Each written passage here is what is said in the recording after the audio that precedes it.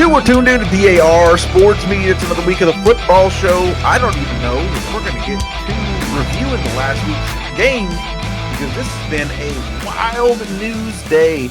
We're recording this on trade deadline Tuesday, and also the first college football playoff rankings just came out right before we recorded this. So lots and lots to get into. The trade deadline, the two biggest deals that went down. We had Sauce Gardner heading to the Colts for 2 first-rounders and Adonai Mitchell, the wide receiver, going back to the Jets.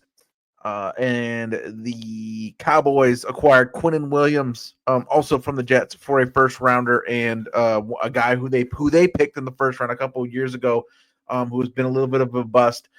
Defensive tackle Mozzie Smith.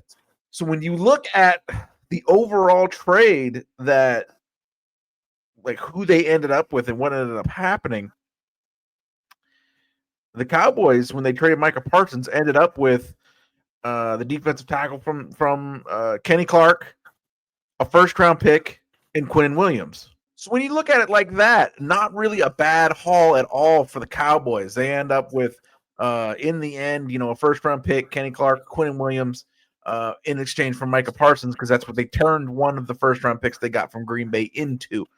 Not so bad. That was the main. We also had Jalen earlier on in the week. Jalen Phillips, defensive end for the Miami Dolphins, headed up to Philadelphia for a third-round pick. That one was interesting because of the comp picks that are involved. Basically, there's a pretty decent chance that if Jalen Phillips, the Eagles can't keep him after the season, if he does. So in the event they could not keep him, that would mean that he had an excellent season and is commanding a big contract. The way that comp picks are worked out in the NFL, it's a confidential formula, but it's partially based on the level of contract that they sign with their subsequent team and how well they perform on the team that they're on. Like if you perform really well and you get a big contract elsewhere, the comp pick goes higher. So there's a chance, a pretty good chance actually, that if Jalen Phillips performs so well for the Eagles that they cannot afford to re-sign him, they will get a third-round pick back. So they essentially rented him for the rest of the season for nothing. So that's pretty neat for them. And then on the Dolphins side, they locked in that they're going to get a third-round pick out of Jalen Phillips. Because on the other hand, if he didn't perform up to that par, then Jalen Phillips would only get the Dolphins a fourth-round comp pick. So by trading him to the Eagles for a third, for the Eagles' third, they ensure that they get a third-round pick back. So out of the big trades this week, gentlemen, which one are you looking at the most? Which one's the most impactful? Is it Sauce to the Colts for 2 first-rounders? Is it Quinnen Williams to the Cowboys? Is it Jalen Phillips to the Eagles? What do you think, Drew? Considering where they are right now in terms of success, I'd probably say the Sauce Gardner to the Colts. That's probably the one that sticks out the most because they got a fool-ass secondary now, man, between him and Trevarius Ward. They got good safeties too, Nick Cross and the other guy. They're a very well-rounded team. I mean, obviously we saw what happened to them obviously against the Steelers, but I mean, good teams take losses. It happens. Yep. But I think they've proven that they're the real deal. Once you add somebody like that to your defense, I mean, what more can you say? You're adding more pieces to the defense. I'm interested to see, what happens with the Eagles and the Cowboys, but I wish Josh was here because I don't wish anything good for the Cowboys. So I'm not intrigued by anything they'll do. They could have traded for like 5 or 6 different people, and I still would not be moved because we saw what just happened to them the other night. We saw what just happened. So I'm not moved by them at all, no matter what they do. So, but no, I think that Colts move is just, it's just adding on to a team that is trying to show that they're all in. Like they're all in on trying to we're trying to do something this year. We have, our defense is going to do it. They got Tyler Warren out there. They got Jonathan Taylor. They got Michael Pittman out there. They got some guys that can get things done. So having a team like that, this is the type of move you make when you say, hey, look, we don't want to be in a wild card. We want to try to get, we want to try to get that top spot. We want to try to make it to an AFC championship. Hell, we want the Super Bowl. You want that. So I think that's the move that truly moves the needle for them, because it wasn't like they lacked anything. They didn't really lack too much in general. Like they had a good secondary already. Yeah, so you're adding to what was already, a top tier team this year so far, and you can't go wrong with that. They got the best offensive line, the best running back, and now, solidified for sure a top 5 defense. Woo! Apollo, what about you, man? What hit with you trade deadline week? I'll say this. I'll look at it from this point of view. The Jets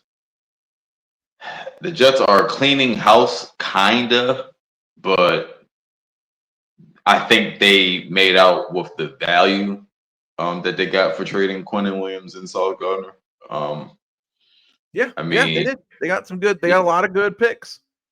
Yeah, they got a lot of good picks. The thing is, though, you got to see it if they are actually good and actually good with using those picks. That's what's left to be seen. But no, that's good, and they're still able to keep their playmakers on offense, Garrett Wilson and Breece Hall, which I think is good. Like, I understand selling all your assets, so you can get picks and start to rebuild, but at the end of the day, you still have to leave some premium pieces for the next, like the next quarterback or the next signal caller to come in and actually have something to work with. You know what I'm saying? You got to give them a head start. So it's good to have those. It's good that they kept those 2 players. I would say, as far as the Colts, I'm sorry.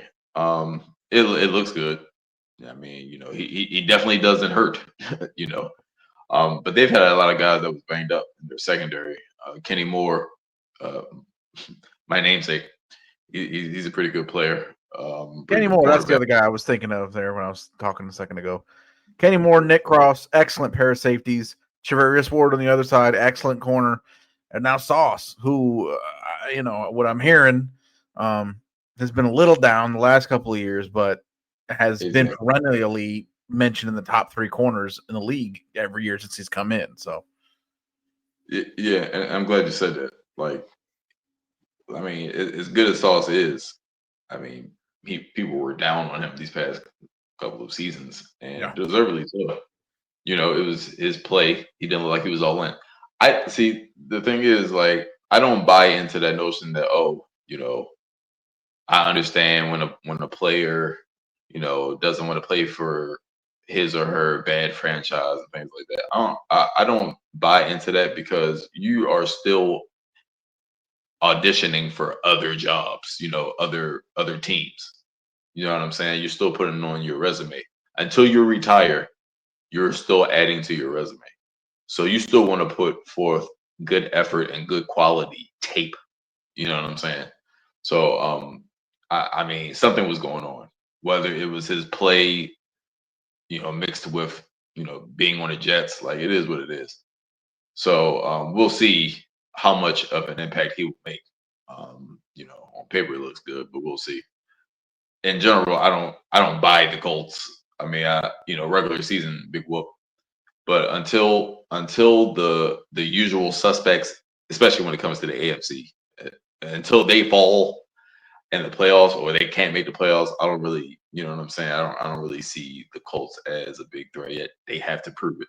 They look good so far, but I have to see more when it counts. And for the Cowboys, I mean, I think they made solid moves. I mean, they're all reactionary to that loss they had to the Cardinals, but still, those are solid moves. Getting Quinnen Williams is a bit of a splash, but again, Jerry Jones and the Cowboys brass themselves not thinking.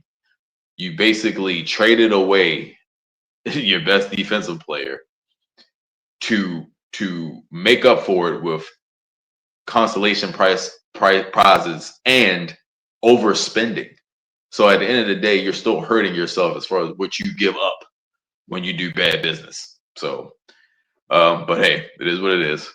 Jerry Jones has billions of dollars. He can do whatever the hell he wants. So it is what it is. Also, Rasheen Shaheed to the Seahawks and Jacoby Myers to the Jaguars. Wah, wah, wah. That shows what's popping with Tay's man, Travis Hunter down there. They felt they needed to add another receiver. Speaking of Tay, I wish he was here because we got some college ball stuff to go over, but I understand why he's not. Who in the French fried titty fuck thought it was a good idea to have Jaden Daniels out there running a fucking read option in the fourth quarter down 38-7? Snapped his shit. What are you doing? Fire him, fire that man, fire everyone involved. Jesus Christ.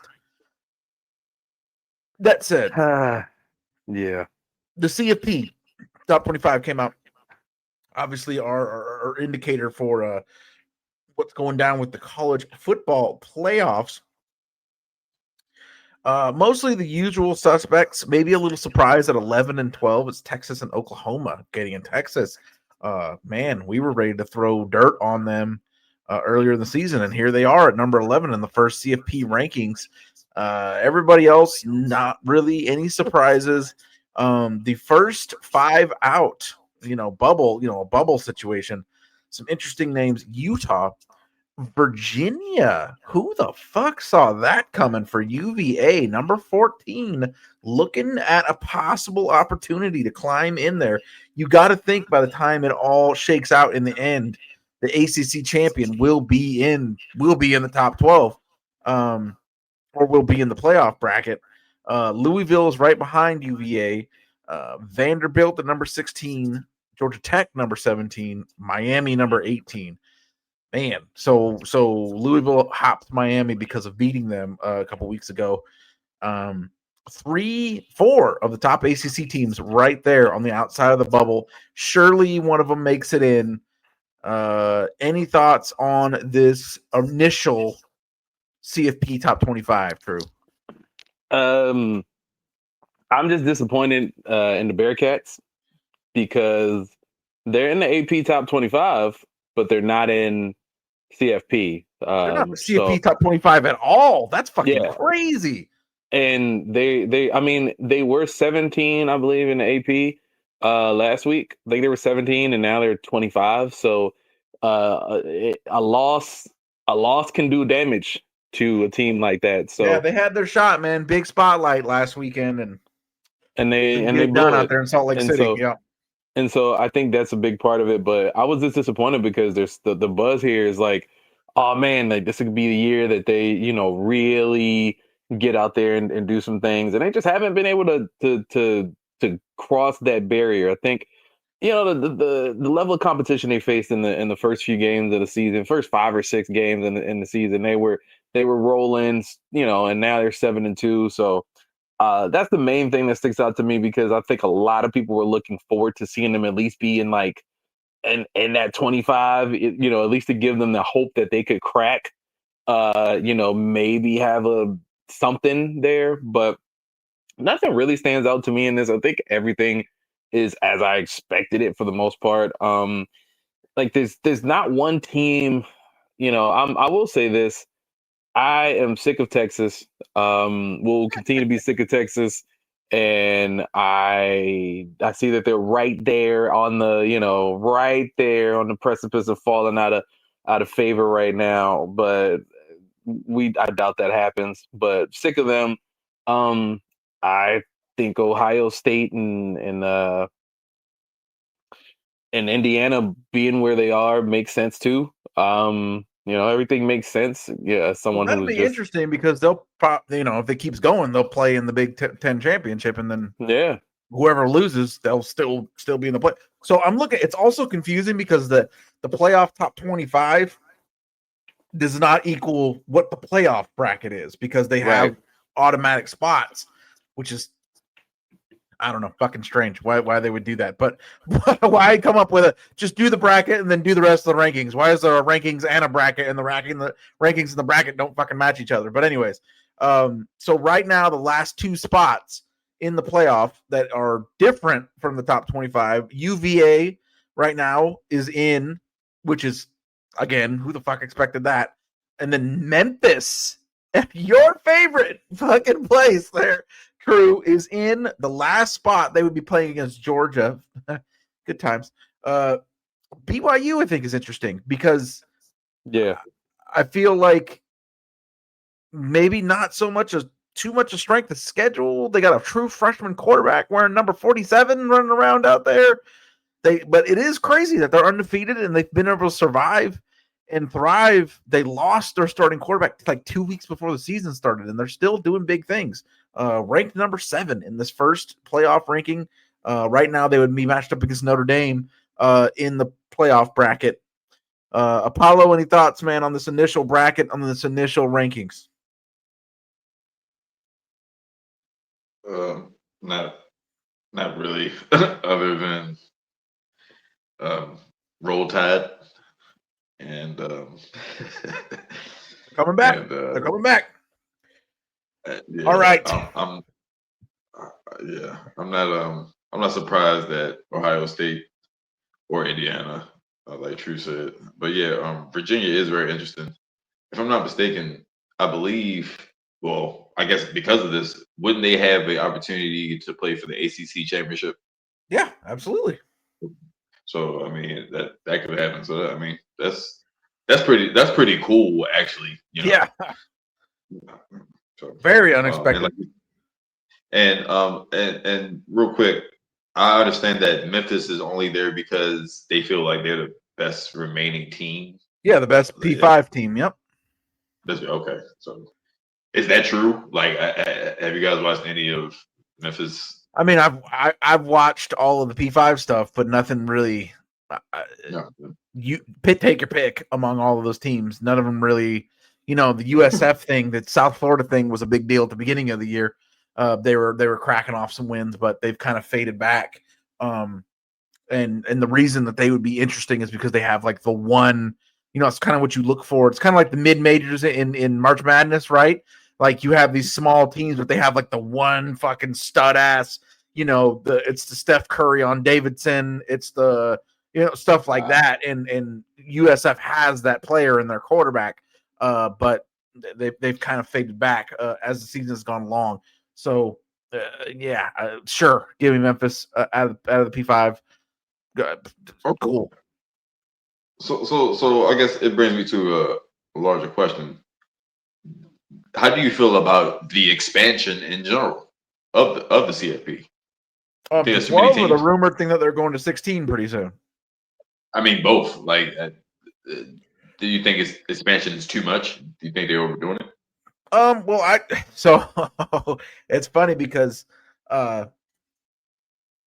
I think so. I mean, I wanted 8. That's what I thought it should settle in at, is 8.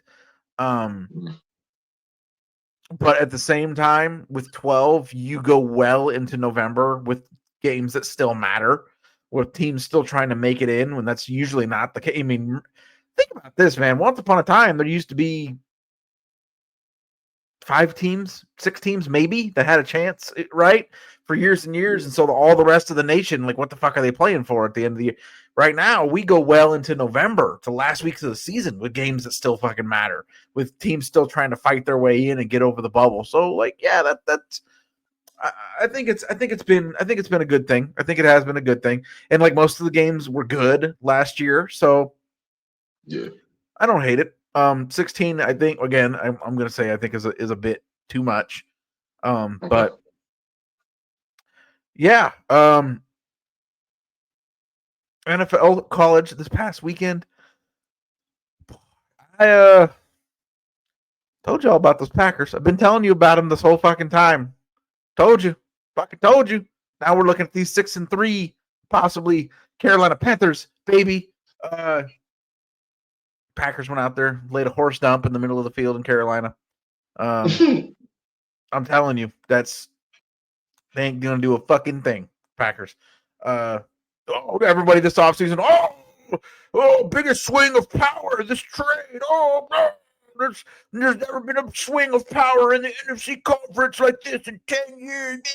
They're not going to do fucking nothing. All of you were fucking stupid, and I said it at the time. Not going to do a goddamn thing. Thoughts on this past weekend? They're true. Your boys, same old story, man. Cardiac Broncos, goddamn. I'm tired of it. I'm tired of it, man. But at the end of the day, a win is a win. A win is a win. And I think escaping with a win, regardless of how it happens, a win doesn't have to look pretty. You don't have to blow a team out. You don't have to do anything. You get it done, and you walk away with a victory. That's what this is all about. The Texans are a tough team. Even though their record, doesn't make them look like that, they are a tough team, man. And they went in there and got it done. I think when I would have never expected this team to be where they are. Like, I could have seen after 9 games like a 5-4, 4-5, but 7-2. The fuck are we doing? What's happening? What's going on, brother? So I'm happy for it. I appreciate it. Appreciate seeing them do their thing. In terms of games that I thought were interesting, this week, the Vikings and Lions game, another interesting game. Interested to see how the Vikings do with their opponent this week. Obviously, we saw what happened last Thursday. We saw what happened Thursday in that game with the Ravens and Dolphins. So no need to talk about that. I'm sure you have plenty to say about that this week, Eric.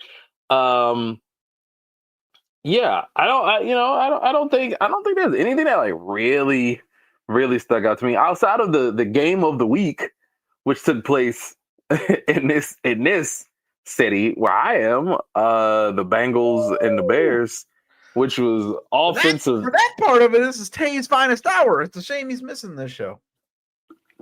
Well, I'll say this: never a doubt from the man Caleb Williams.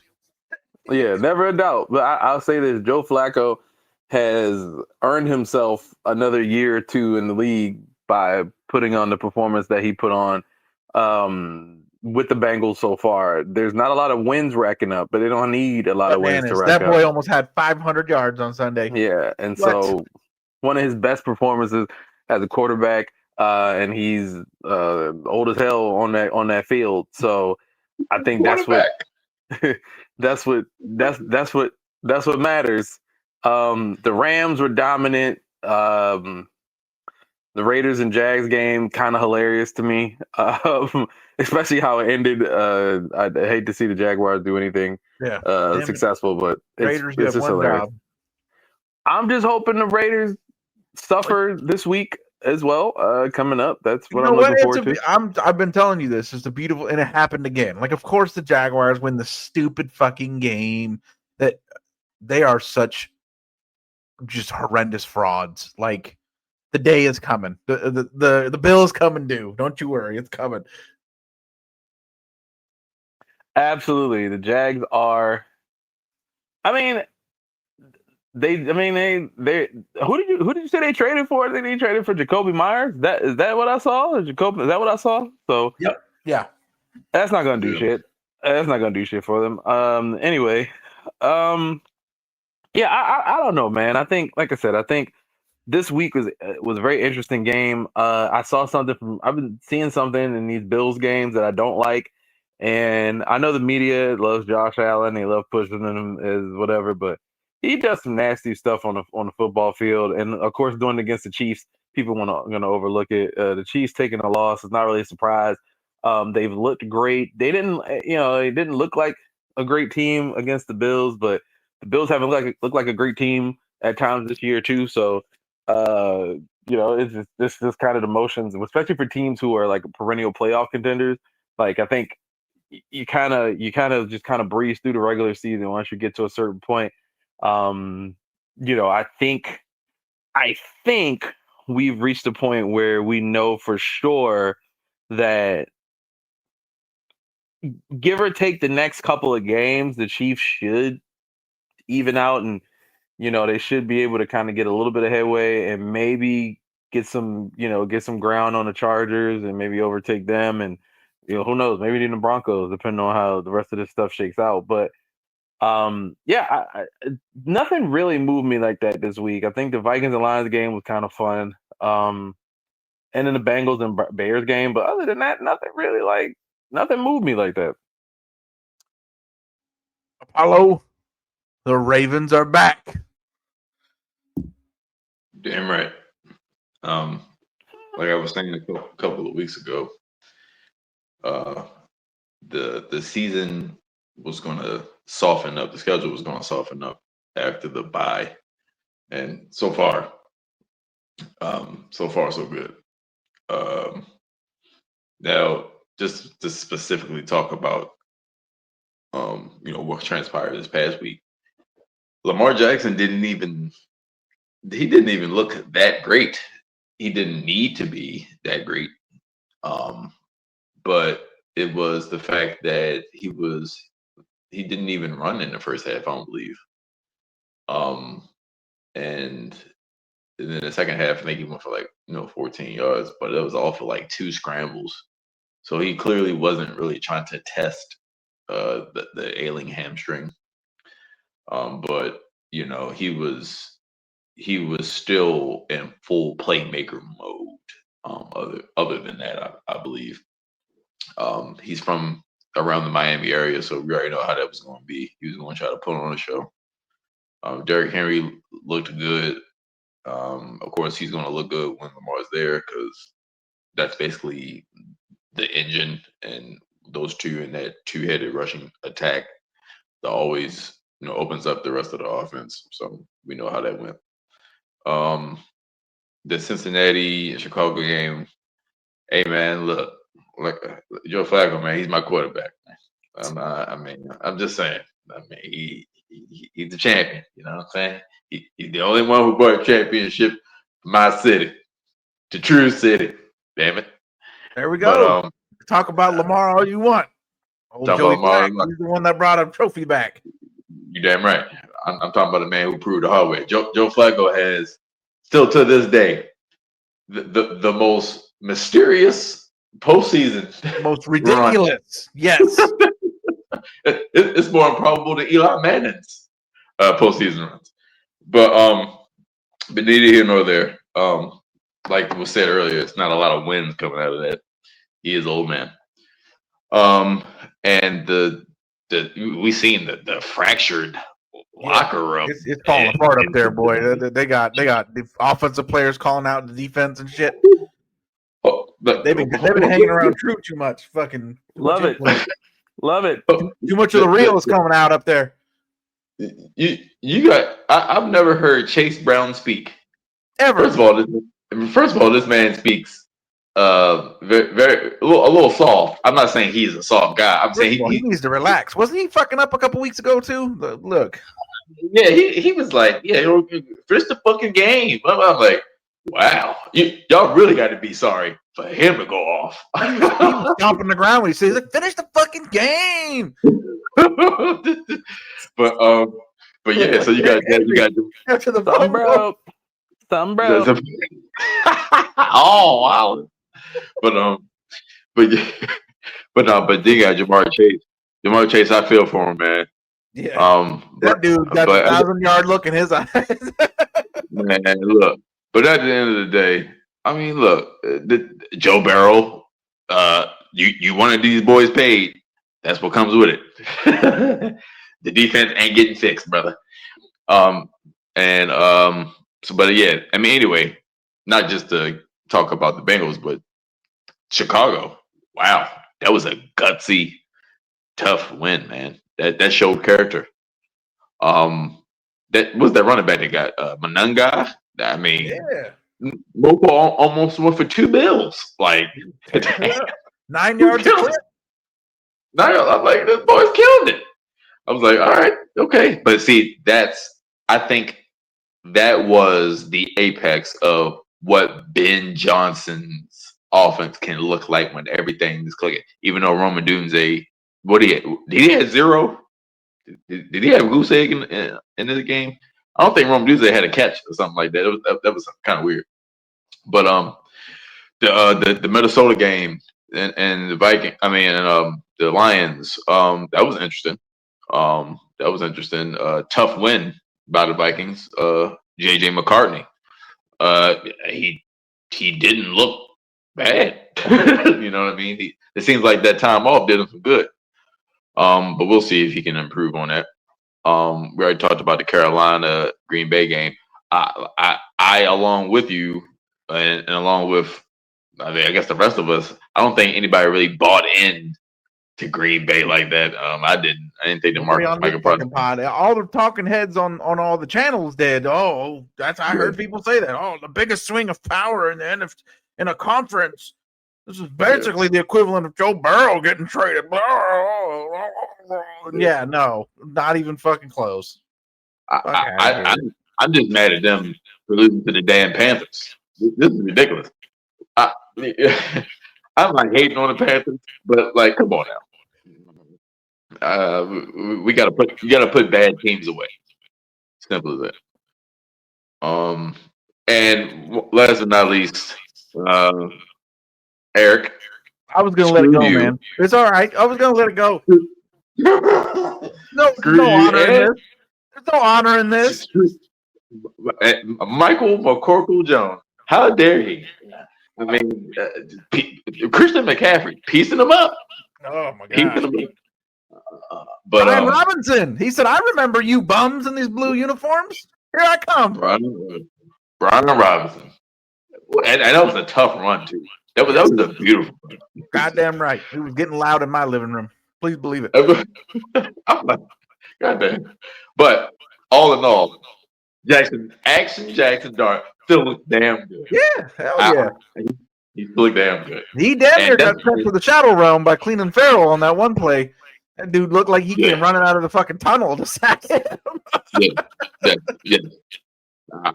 I fear for him.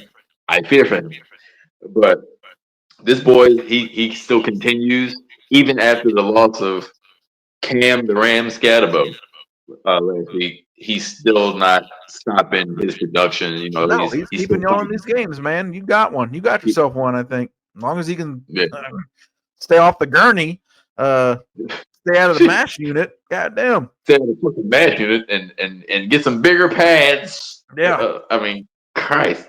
But he's gonna be the first quarterback out there with the fucking that Guardian cap, those fucking Spaceballs hats. Hold on, man. It's 2025. We can't get better helmets than that. They gotta wear them big ass Gazoo helmets. Romeo Dogs. This shit's hilarious. Romeo Dogs are like a damn fool. I'm looking at this boy like, what the heck? But yeah, man. It was some crazy games though. It was a lot of crazy games this past week. True, I know what you're looking forward to this upcoming week. Kicking things off. Broncos going to go out there and have themselves a party. Yeah, you think that until it's like 21-17. 21-17, and or they lose, just letting. I don't even know who's on the Raiders anymore at this point. I don't even know who's on the Raiders anymore. But I know damn well. Brock Bowers is back, right? So that's always. Yeah, as long as Brock Bowers hoops, I got him on all my teams, all my fantasy teams. Yeah. As long as that happens. I know damn well I ain't looking down that corner and seeing Lee Harvey showing his face on this podcast. I know Lee Harvey's not what I see. walking right now. He looks like he's on the Sasquatch shows when they look for fucking Bigfoot out in the woods and shit. Look like it's a full moon outside there, boy. But take your ass in the house. I don't know, man. Depending on what team shows up, the Falcons and the Colts could be a good game. It could be a fun game, maybe, depending on how that goes. Patriots and the Buccaneers, something I'm looking forward to. I think you got two, funny enough, two quarterbacks who, you got Drake Mays doing phenomenal. Obviously Baker. That's probably the game I'm looking forward to the most, based on the fact that, I'm gonna make a bold prediction here. I would like to see the Bills almost lose to the Dolphins. Like almost lose to them. I don't think they're actually gonna lose, but I like to see them almost lose to the Dolphins. That would make my week. Go to hell, Josh Allen. Ravens and the Vikings. JJ, see how JJ does, see how the Ravens do. I mean, the game of the week in terms of competitiveness should be, emphasis on should be the Rams and the 49ers. Man, stop it. No, we ain't talking about that. No. It should be a competitive game. Should be, operative word. Should be. Will it be? Who knows? But I think that's the game. I mean, Eagles and Packers. I mean, the Packers might be looking to bounce back. That's of course the one I'm looking forward to. So we can put on full. We can put these cheeks on full display. Present these cheeks to the national media. Cheeks on full display. Hey yo. Yeah, Miley Cyrus out here, just ain't much there. That's for sure. That's exactly it. ain't much there. Looking like a couple of little chicken cutlets. Just now, I'll say one thing, Lee Harvey. You showed your face here. The Browns going against the Jets. Jets had a fire. The Jets had a fire. Oh my God! I want to talk about that. Everybody out there gambling. I don't even care what it is. I don't care if it's 20. Go take the fucking under right fucking now. Because holy shit. Although the Jets did just trade away their two best defensive players, so maybe not. That will require the Browns That will require the Browns to be a competent team to take advantage of that. And Yeah. I don't think that's gonna happen. So I don't think that's gonna happen. No, I don't feel like that's gonna happen. What about you, Apollo? What are you looking forward to this weekend? So Indianapolis and Atlanta. That's going to be an interesting game. Yeah, I agree with you. Yeah, because they're coming off. The Colts are coming off that loss against the Steelers. Daniel Jones had a little relapse action. Yeah, a little relapse. That guy we don't like to see came back. Whew, I know them interceptions hurt him. Atlanta. I mean, are they for real? I don't think so, but this is their opportunity to prove it. Look, I mean, the Baltimore Minnesota game, that's going to be a good one. I mean, I think both teams kind of need it and kind of need to show who they are, right? Like, oh, for sure they do. That NFC North, it just keeps fluctuating, and teams keep winning, and they got to pick up wins wherever they go. But on the other side, right, the Ravens, they have to. They have to keep winning. They have to keep pace. Yes, they have to keep up. It's funny because the Steelers, they do feel the Ravens on their heels. You can see they should, and you can see it in the way they play. So Baltimore, I think they're playing with house money, even by being on the road. I think they're a 4.5-point favorite. I think they'll take care of business. It's probably gonna be a good game. It should be a good game. Now that Browns and Jets game, I know Lee Harvey probably going to talk about it, but I was going to say one real quick thing. I think the Jets may pull out on that one. Pause. I think they might win that game. Glenny and the Jets, even though their defense got worse, it's that weird thing where sometimes teams galvanize in the midst of chaos. Like they just come together through random times. So maybe they'll feel like, oh, everybody's counting us out, blah blah blah. Maybe they'll feel like it's addition by subtraction. I don't know. Maybe they'll feel so galvanized after that last win that hey, maybe they caught fire. We don't know, but it's going to be interesting to see. Lee Harvey, man, what are you looking forward to coming up this weekend? Yeah, honestly, that game, because I mean that's a bad taste in Green Bay's mouth, where they just got bullied by Carolina on their home field, and now they're going to Philadelphia where they're rested off a bye, and their GM made some moves in the meantime. that's gonna be a hard one to win for Green Bay. I love it. But, I'm looking forward to it. That's the game I'm looking forward to. What's that? Green Bay and the Eagles? Yes, sir. Me too. I think. It's funny because True said the most competitive game was Niners Rams. That's the game I'm looking forward to the least this upcoming weekend. I do not need that fucking stress in my life like the last time they played. But we shall see so much other stuff going on the page. Go back. We did the top 15 horror movie icons, villains last week on the show. Did really good numbers. We appreciate that. Go back and check it out if you're not ready to, it's still topical. Even if it's not Halloween, people still love their horror movies. We had a horror film expert on the show with us. We chopped it up for damn near 2 hours. Lots of good stuff in there. All of your favorites are included. Chucky, Jason, Michael Myers, Pennywise, everybody that you could think of. It was a damn good time. We'll have another Hoops Hour up here pretty soon. The NBA season is rolling. Been very interesting so far. We'll get one of those to you. And, of course, just be checking the Medium sites. You never know what could end up being our next media-type pod. Those are blowing up. Those are doing awesome numbers, and we are very, very thankful for that. And for all of you, anything that you want, any subject that's out there, we can do it, and we can do it well. And that's because the world of DAR never stops.